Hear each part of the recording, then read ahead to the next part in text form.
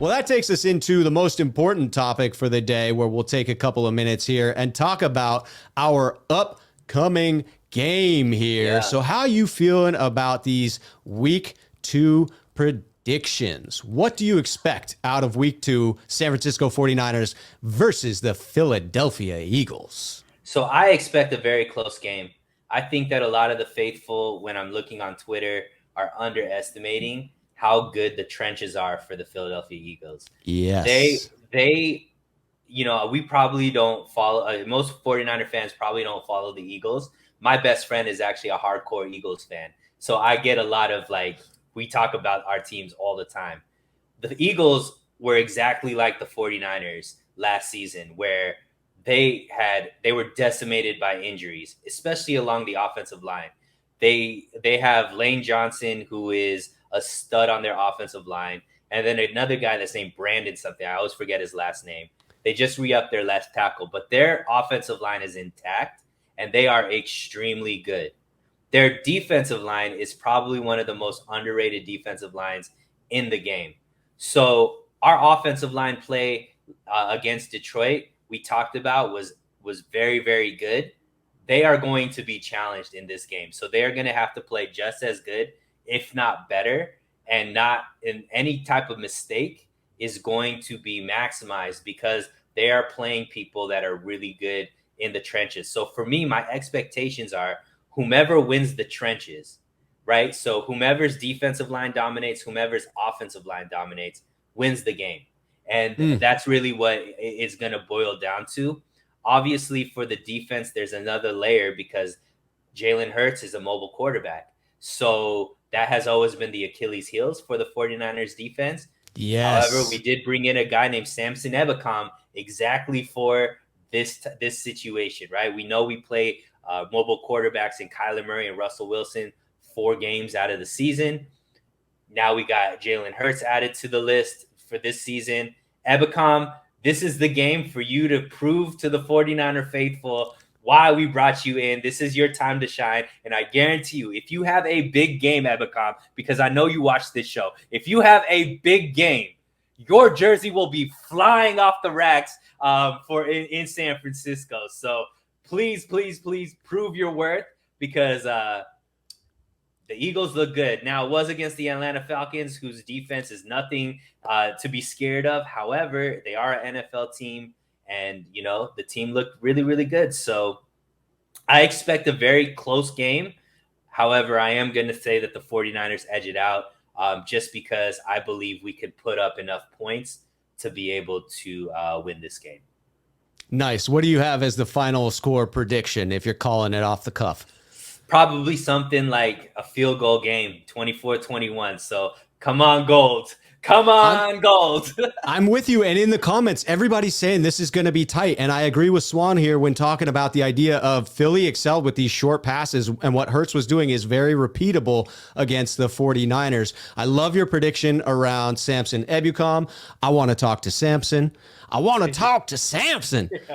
And I would love to see him dominate and hold Hurts from just ripping us to shreds, because we have historically struggled against those mobile quarterbacks.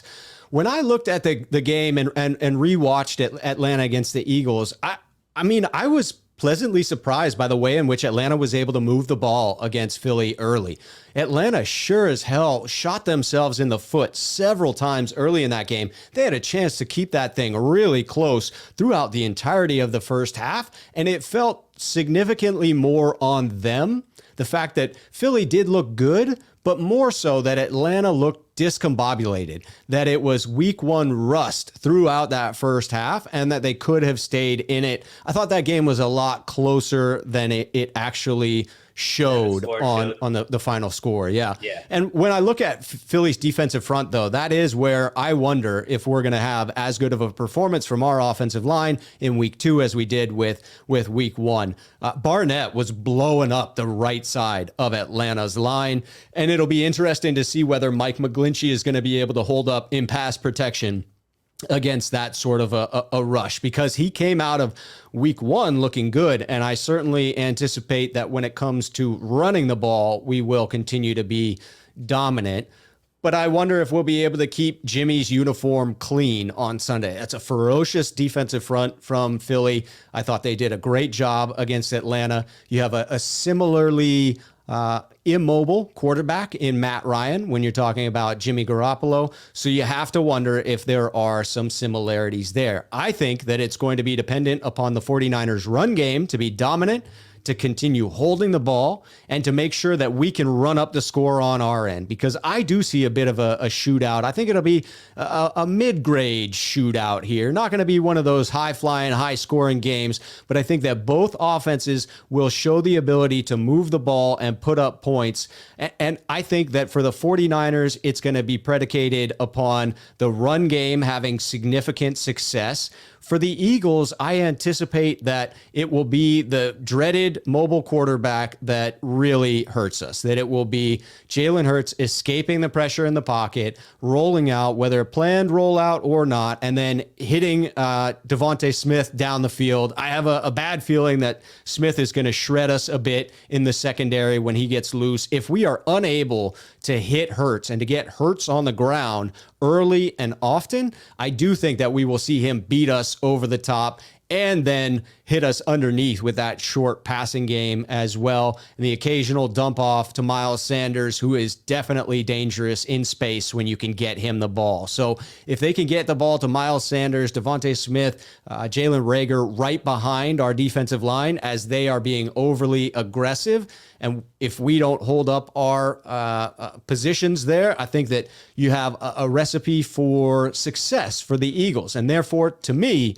it's all about being able to match that pound for pound. I've got the final score. Niners taking this one 34-31. I think it's a close one, and I think we're counting on Robbie Gould to pull us through in the end here.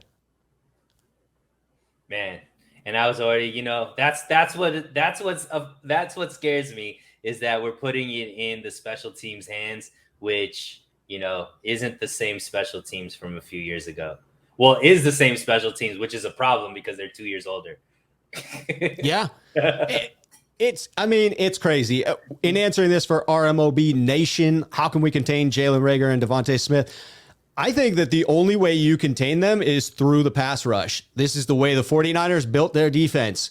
The line first. It's getting after the quarterback. And I think the only way we assure ourselves to be able to get out of this thing with a victory is if we can bring Hurts down and sack him, make it uncomfortable for him, not give him the time to get it down the field to Devontae Smith and Jalen Reagor. The other option is obviously if Mosley comes back, which I think is the start, like the player that I'm really looking at on the injury thing to see, like, is he going to play? Look, the one thing, Reagor and Devontae Smith are really good running backs. Both of them are slender. Both of them are not big receivers. So if Lenore and Mosley can play physical with these guys, that might be another way to kind of keep them from having the type of games that they want. We have really good safeties that can help, in coverage if we need to. So maybe playing that press man coverage, being real aggressive with them at the line, beating them up so that later on in the game, these receivers just don't have the same type of speed that they had earlier in the game, is another way that we might be able to help slow down those two receivers. So I think there's a couple of options. Suneil, that's a fantastic point. I have it in my own notes, the idea of redirecting them at the line of scrimmage. I think you do have to play press. I think you do have to get your hands on them. I think that is a critical component. And our safeties have to be able to lay the wood. When they do make those catches downfield, you got to be able to punch them in the mouth and really be physical, right? That has to be something that you put into their mindset when they're going over the top. I think that in the comments, people are feeling the Niners victory here as well. Everybody's predicting a close one. I think it's going to be a fantastic game on Sunday. I'm looking forward to it, man. Are you pumped? I'm pumped, and especially with the way the NFC West is playing, these are the type of games that you can't lose, because these are the type of games that can really set you apart. And at the end of the season, we're going to be looking back, and these are the teams that let go of the rope on the games that they should win are going to be the ones that are kicking themselves at the end of the season. That could have been the difference between a bye and maybe, having to play, maybe not even making the playoffs. Maybe not even making it. That's a fact. I tell you what, these teams are going to be within a couple of games of each other at the end of the season. And it is these games that you have to put away if you're going to be that dominant team. If you're thinking that you're going to get home field advantage in the playoffs, if you think you're going to make the playoffs, you have to win this Sunday. No question about it. So Real Suneil, you have been a fantastic guest here today. We greatly appreciate you stopping by, and we look forward to the next time you're able to join us. And until then, go Niners. Go Niners.